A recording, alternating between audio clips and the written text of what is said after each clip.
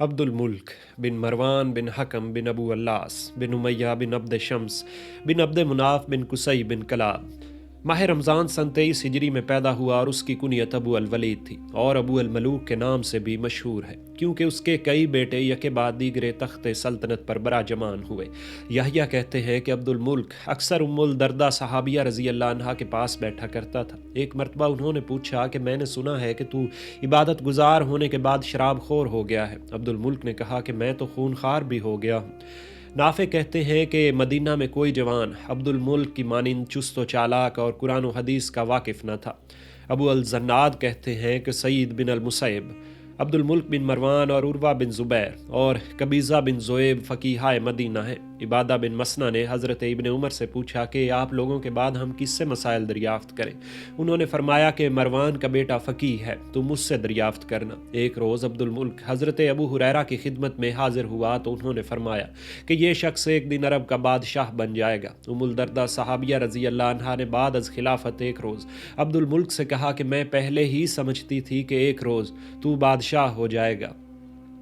عبد الملک نے پوچھا کہ کس طرح؟ انہوں نے فرمایا کہ میں نے تجھ سے بہتر نہ کوئی بات کرنے والا دیکھا ہے اور نہ کوئی بات سننے والا۔ یحییٰ کہتے ہیں کہ جب مسلم بن عقبہ مدینہ پہنچا تو میں مسجد نبوی گیا اور عبد الملک کے پاس جا بیٹھا۔ اس نے مجھ سے پوچھا کہ کیا تو بھی اسی فوج میں ہے؟ میں نے کہا ہاں۔ عبد الملک نے کہا کہ تو نے ایسے شخص کے خلاف ہتھیار اٹھائے ہیں جو ظہور اسلام کے بعد سب سے پہلے پیدا ہوا۔ حضرت صلی اللہ علیہ وآلہ وسلم کے صحابی اور ذات النطاقین کی اولاد ہیں، جس کے حضرت صلی اللہ علیہ وآلہ وسلم نے تحنیک کی، اور سب سے بڑی بات یہ ہے کہ میں جب کبھی اس سے دن میں ملا ہوں تو اس کو روزہ دار پایا، اور جب رات کو میں نے اسے دیکھا تو نماز ہی پڑھتے ہوئے دیکھا۔ یاد رکھو جس نے اس کی مخالفت کی اللہ تعالیٰ اس کو اوندھے منہ دوزخ میں گرائے گا۔ لیکن جب عبد الملک بعد میں تخت پر بیٹھا تو اس نے حجاج کو عبداللہ بن زبیر سے لڑنے کو بھیجا اور اس نے ان کو شہید کر ڈالا۔ جریح کہتے ہیں کہ حضرت عبداللہ بن زبیر کی شہادت کے بعد عبد الملک نے خطبہ پڑھا۔ اس میں حمد و ثناء کے بعد اس نے کہا، میں نہ خلیفہ ضعیف یعنی عثمان، نہ خلیفہ سست یعنی معاویہ، نہ خلیفہ ضعیف الرائے یعنی یزید ہوں۔ مجھ سے پہلے جو خلیفہ تھے وہ اس مال سے کھاتے پیتے رہے ہیں، اور مجھ سے سوائے تلواروں کے اس کا علاج اور کچھ نہ ہوگا۔ چاہیے کہ تمہارے نیزے میری مدد کے لیے بلند ہو جائیں۔ تم مہاجرین کے اعمال سے ہمیں تو مکلف کرتے ہو اور خود ان کی مانند عمل نہیں کرتے۔ یاد رکھو میں تمہیں سخت عذاب سے ہلاک کر دوں گا، اور تلوار ہمارے اور تمہارے درمیان فیصلہ کر دے گی۔ تم ذرا دیکھتے جاؤ کہ میری تلواریں کیا حال کرتی ہیں۔ میں تمہاری تمام باتیں گوارا کر لوں گا، مگر حاکم وقت سے جنگ کرنا برداشت نہیں کروں گا۔ میں ان کے تمام افعال ان کی گردنوں میں ڈال دوں گا، اور پھر چاہے کوئی خوف الہی سے مجھ کو ڈرائے۔ حضرت عبداللہ بن زبیر کی شہادت کے بعد عبد الملک نے حجاج کو ملک حجاز کا حاکم بنا دیا تھا۔ حجاج نے خانہ کعبہ کو ڈھا کر حضرت عبداللہ بن زبیر کی تعمیر میں سے ایک حصہ کم کر کے خانہ کعبہ کو اثر نو تعمیر کیا۔ حجاج نے مکہ اور مدینہ میں صحابہ کرام پر بڑے بڑے ظلم روا رکھے۔ حضرت انس وغیرہ جلیل القدر صحابیوں کی مشکیں کسوائیں اور کوڑے پڑھوائے۔ حضرت عبداللہ بن عمر سے جو بڑے بزرگ اور جلیل القدر صحابی تھے، حجاج کو محض اس لیے عداوت تھی کہ وہ ہمیشہ صاف گو اور حق پسند تھے۔ حجاج کی حکمرانی ان کو مرعوب نہیں کر سکتی تھی۔ امر بالمعروف اور نہی عن المنکر سے کوئی چیز ان کو روک نہ سکتی تھی۔ حجاج نے ایک شخص کو تعینات کر دیا کہ وہ حضرت عبداللہ بن عمر کو زخمی کر دے۔ چنانچہ حج کے موقع پر خانہ کعبہ کا طواف کرتے ہوئے لوگوں کی بھیڑ میں اس شخص نے اپنا برچھا حضرت عبداللہ بن عمر کے پاؤں میں مارا، یعنی پاؤں کے نیچے برچھے کی نوک سے چھید دیا۔ برچھے کی نوک پنجے کو چھیدتی ہوئی تلوے کے پار ہو گئی اور فرش زمین پر جا کر رکی۔ اس زخم کے صدمے سے چند روز کے بعد آپ فوت ہو گئے۔ حجاج کے یہ مظالم جو اس نے صحابہ کرام پر روا رکھے تھے، جس طرح حجاج کو ملزم اور ظالم ثابت کرتے ہیں، اسی طرح عبد الملک کو بھی مجرم ٹھہراتے ہیں، کیونکہ اس نے ایسے ظالم اور سخت گیر شخص کو مکہ اور مدینہ کی حکومت سپرد کی تھی۔ عبد الملک اور حجاج دونوں میں بعض خوبیاں بھی تھیں جن کے بالمقابل اس درجہ کی بعض برائیاں بھی نظر آتی ہیں۔ جس زمانے میں خلافت ابن زبیر میں انحطاط کے آثار نمایاں ہوئے اور عبد الملک بن مروان کے کارندوں نے عراق اور فارس میں حضرت ابن زبیر کے خلاف اشاعتی اور سازشی کام شروع کیا تو خوارج کے گروہ جو ایرانی صوبوں میں خاموش زندگی بسر کر رہے تھے پھر کروٹیں بدل کر ہوشیار اور مستعد کار ہونے لگے۔ مصعب بن زبیر کے قتل اور عبد الملک کے تسلط سے عراق کے اندر باغیانہ خیالات کے لوگ سرگوشیاں کرنے لگے۔ عبد الملک نے عراق پر قابض ہو کر بصرہ کی حکومت خالد بن عبداللہ کے سپرد کی۔ عراق سے دمشق میں جا کر عبد الملک کی تمام تر توجہ خارج کی طرف مبذول نہیں رہ سکتی تھی، کیونکہ اس کو حجاز اور عبداللہ بن زبیر کا بھی خیال دامن گیر تھا۔ حضرت عبداللہ بن زبیر کی شہادت سے فارغ ہو کر عبد الملک نے بصرہ اور کوفہ کے عملوں کو معزول کر کے اپنے بھائی بشیر بن مروان کو بصرہ اور کوفہ دونوں مقامات کی حکومت عطا کی اور حکم دیا کہ محلب بن ابی صفرہ کو جنگ خوارج پر مامور کر کے فارس کی طرف بھیج دیا جائے اور وہ جہاں کہیں ان کو پائیں ان کا استحصال کریں۔ ساتھ ہی حکم دیا کہ محلب کو اختیار دیا جائے کہ وہ بصرے سے جن جن لوگوں کا انتخاب کرے اپنے ساتھ لے جائے اور لے جانے اور ایک زبردست فوج کوفہ سے بھی تیار کر کے محلب کی کمک کے لیے بھیجی جائے تاکہ اس فتنے کا بکلی استحصال اور انسداد ہو جائے۔ یہ حکم محلب کے نام بھی براہ راست بھیج دیا گیا تھا۔ بشیر بن مروان کو یہ بات ناگوار گزری کہ امیر المومنین نے براہ راست محلب کی تعیناتی کیوں کی۔ وہ چاہتا تھا کہ خوارج کی سرکوبی کا کام بھی میرے زیر اہتمام اور انجام پذیر ہو، میں اپنے اختیار سے جس کو چاہوں اس کام پر مامور کروں۔ محلب بن ابی صفرہ عبد الملک کے حکم کی تعمیل میں بصرہ سے ایک جمعیت کو لے کر روانہ ہوا۔ ادھر بشیر بن مروان نے بھی کوفہ سے عبد الرحمن بن مخنف کی سرکردگی میں ایک لشکر محلب کی کمک کے لیے روانہ کیا، مگر روانگی کے وقت عبد الرحمن بن مخنف سے کہا کہ میں تم کو محلب سے زیادہ قابل سردار سمجھتا ہوں، تم اپنے آپ کو بالکل محلب کے ماتحت بنا کر نہ رکھنا بلکہ اپنی رائے سے بھی کام لینا۔ عبد الرحمن بن مخنف حرمز میں محلب سے جا کر ملا، لیکن وہ اپنی فوج الگ لے کر خیمہ زن ہوا اور اپنی خود مختاری کی علامات ظاہر کرنے لگا۔ چند ہی روز کے بعد اس مقام پر خبر پہنچی کہ بشیر بن مروان فوت ہوا اور مرتے وقت خالد بن عبداللہ کو اپنا قائم مقام بنا گیا۔ اس خبر کو سنتے ہی اہل بصرہ بھی اور اہل کوفہ بھی اپنے اپنے شہروں کو واپس چل دیے۔ خالد بن عبداللہ نے ہر چند ان لوگوں کو سمجھایا اور ڈرایا، لیکن کوئی بھی محلب کی طرف واپس جانے پر آمادہ نہ ہوا۔ ادھر خراسان کی یہ حالت تھی کہ عبداللہ بن حازم کے قتل کے بعد، جس کا کہ پہلے ذکر ہو چکا ہے، ترکستان اور مغولستان کے بادشاہ رتبل نامی نے خراسان کی سرحدوں پر فوج کشی کرنا شروع کر دی اور عبداللہ بن حازم کے بیٹے موسیٰ بن عبداللہ بن حازم نے اپنے ماں باپ کے ہمراہیوں کو لے کر مرو سے فرار ہو کر مقام قلعہ ترمز میں اقامت اختیار کی اور اپنی ایک خود مختار ریاست قائم کرنے میں کامیاب ہوا۔ موسیٰ بن عبداللہ ایک طرف ترکوں سے لڑ کر کامیابی حاصل کرتا تھا تو دوسری طرف عبد الملک کے مقرر کیے ہوئے عمل خراسان سے برسر پیکار رہتا تھا۔ خراسان میں بکیر بن وشاح عامل تھا، اس کو معزول کر کے عبد الملک نے امیہ بن عبداللہ بن خالد بن اسید کو خراسان کا عامل بنا کر روانہ کیا۔ امیہ بن عبداللہ کے پہنچنے پر بکیر بن وشاح خراسان ہی میں معزولی کے بعد مقیم رہا اور امیہ بن عبداللہ نے اس کو مرو کا کوتوال شہر بنا دیا۔ امیہ نے خراسان پہنچ کر رتبل بادشاہ ترکستان پر چڑھائی کی اور اس کو مجبور کر کے اس شرط پر آمادہ کیا کہ آئندہ وہ مسلمانوں پر حملہ آور نہ ہوگا۔ امیہ شاہ ترکستان سے یہ سلام نامہ کیے ہوئے بلخ سے مرو کی طرف واپس آ رہا تھا کہ موسیٰ بن عبداللہ بن حازم نے اس پر حملہ کیا، مگر وہ بچ کر مرو کے قریب پہنچ گیا اور موسیٰ بن عبداللہ واپس چلا گیا۔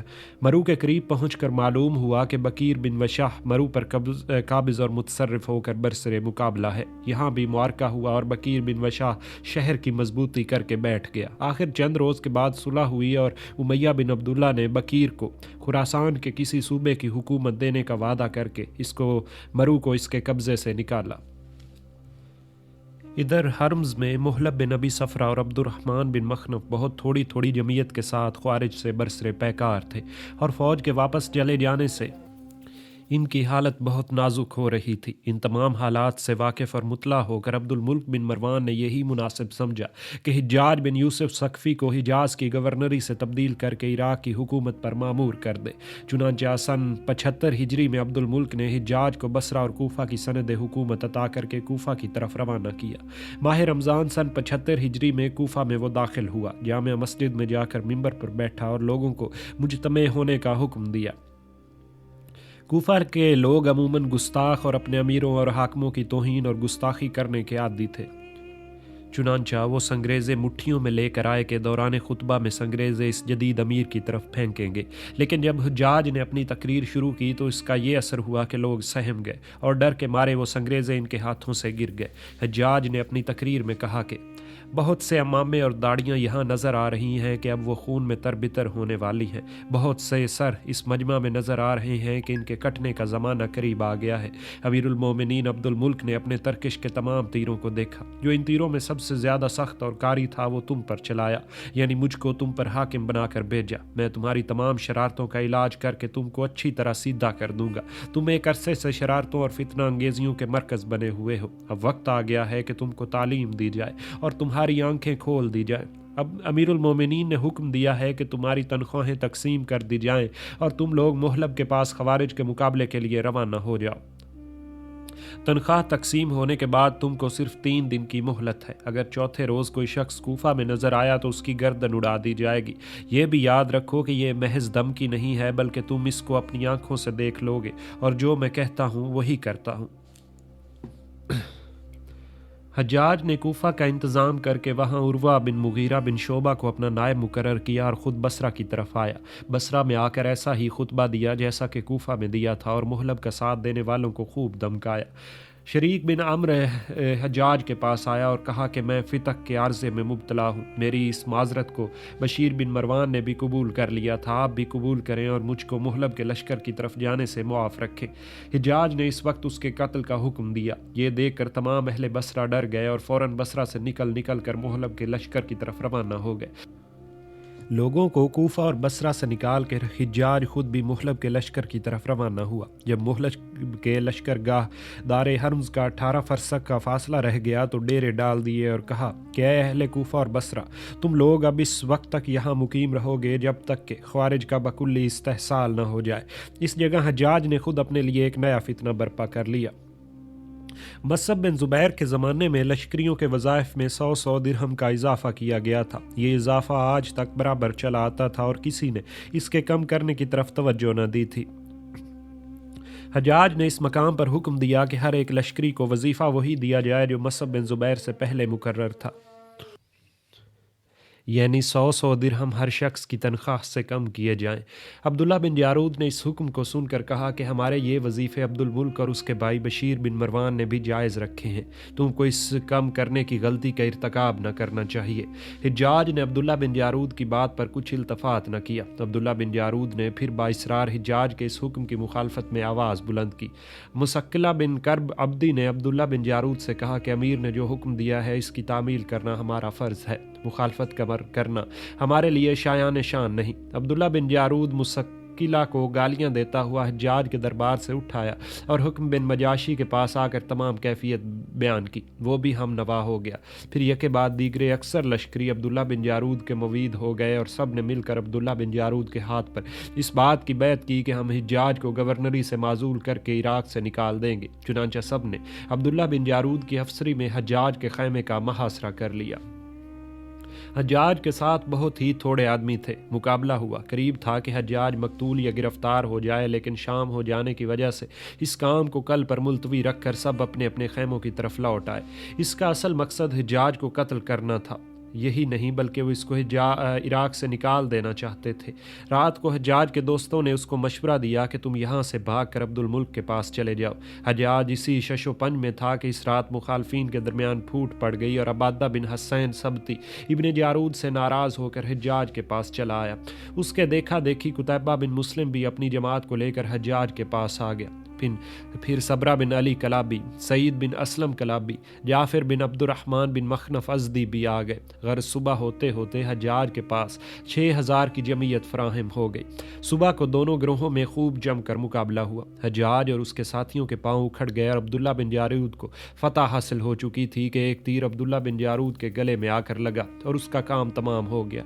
अब्दुल्ला बिन जारूद के मरते ही हज्जाज की शिकस्त फतह से तब्दील हो गई और इब्ने जारूद के हमराही बहुत से मकतूल مقتول ہوئے۔ بہت سے امان طلب کر کے پھر حجاج کے لشکر میں آ کر شریک ہو گئے۔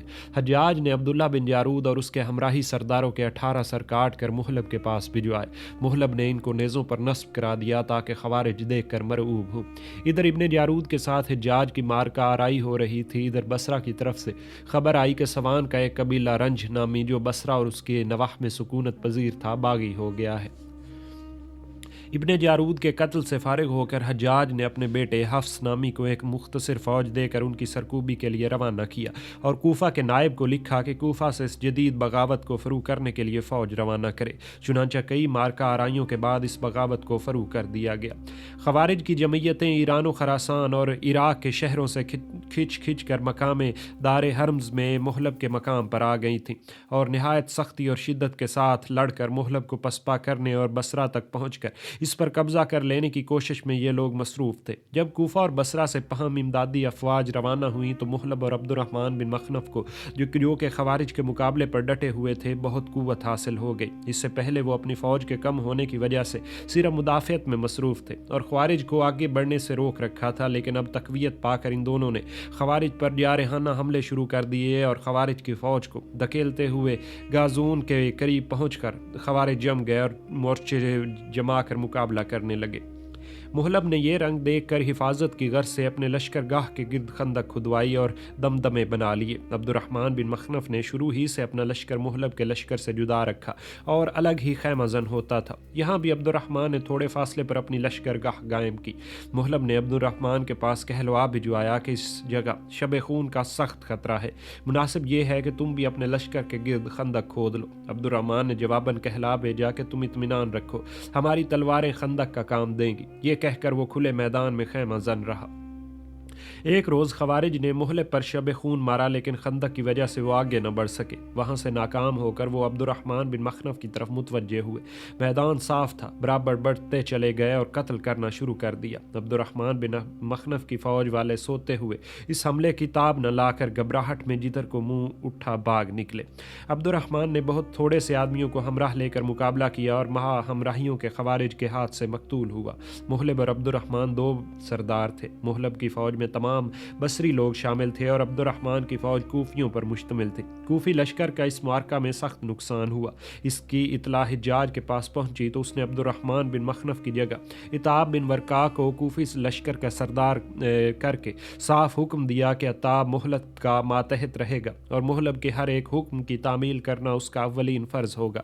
عتاب کو یہ بات گراں گزری اور اس لیے محلب اور عتاب میں ناچاکی اور رنجگی پیدا ہوئی۔ عتاب نے حجاج کو لکھا کہ مجھ کو واپس بلوا لیجیے۔ حجاج نے اس کی یہ درخواست منظور کر کے اسے واپس بلا لیا اور تمام کوفی لشکر براہ راست محلب کی سرداری میں دے دیا گیا۔ محلب نے اس کوفی حصہ فوج پر اپنے طرف سے اپنے بیٹے حبیب بن محلب کو سردار مقرر کیا اور قریب 1 سال نیشا پور میں ٹھہرا رہا اور خوارج کا مقابلہ کرتا رہا۔ آخر خوارج کے اندر پھوٹ پڑی اور 2 گروہ ہو کر آپس میں لڑنے لگے۔ محلب نے اس حالت میں ان پر کوئی حملہ نہیں کیا۔ جب ایک فرقے نے دوسرے کو مغلوب کر کے طبرستان کی طرف نکال دیا تو محلب نے غالب فرقہ پر حملہ کر کے ان کو قتل کیا اور اس طرح خوارج کے فتنے کو 77 ہجری میں محلب نے فراغت پائی۔ خوارج اس قدر بہادری اور بے جگری سے لڑنے والے لوگ تھے کہ انہوں نے بسا اوقات 10 اور 20 گنا افواج کو شکست دے کر بھگا دیا۔ ایک مرتبہ 1000 خوارج نے کوفہ کے قریب 50,000 کے لشکر کو شکست فاش دے کر بھگا دیا۔ خوارج کے مقابلے میں صرف محلب بن ابی صفرہ ہی ایک ایسا سردار تھا جو پورے طور پر کامیاب تھا۔ جس وقت محلب خوارج کی جنگ سے فارغ ہو کر کوفہ میں حجاج کے پاس آیا تو حجاج نے ایک عظیم شان دربار منعقد کیا اور محلب کو اپنے برابر مسند پر بٹھایا اور محلب کے 7 بیٹے تھے۔ انہوں نے خوارج کے مقابلے میں انتہائی بہادری کا نمونے دکھائے، لہٰذا ان کی تنخواہوں میں 2000 درہم سالانہ کا اضافہ کیا گیا۔